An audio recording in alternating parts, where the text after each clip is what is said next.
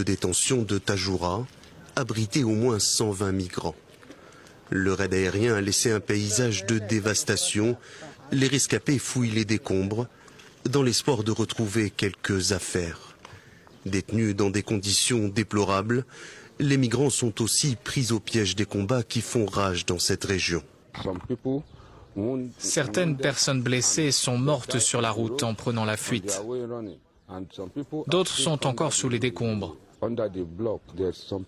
Les gens sont coincés ici, ils ne savent pas où aller. Moi non plus, je ne sais pas où aller. Toute la nuit, les secouristes libyens ont extrait des corps sans vie des décombres. La frappe a fait des dizaines de morts et de blessés. Selon le gouvernement d'union nationale, basé à Tripoli et reconnu par l'ONU, ce seraient les forces du maréchal Haftar qui auraient mené ce raid près de la capitale. Une attaque qualifiée de crime odieux par Fayez el-Sarraj, le chef du gouvernement lancé dans une guerre contre le maréchal Haftar. L'homme fort de l'Est libyen a lancé une grande offensive début avril pour s'emparer de Tripoli. Ce dernier raid n'a pas été revendiqué, mais Tajoura compte plusieurs sites militaires pro-Sarraj, régulièrement visés par les forces du maréchal Haftar.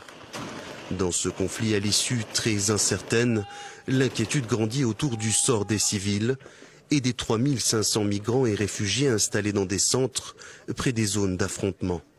Les organisations humanitaires appellent à leur évacuation immédiate.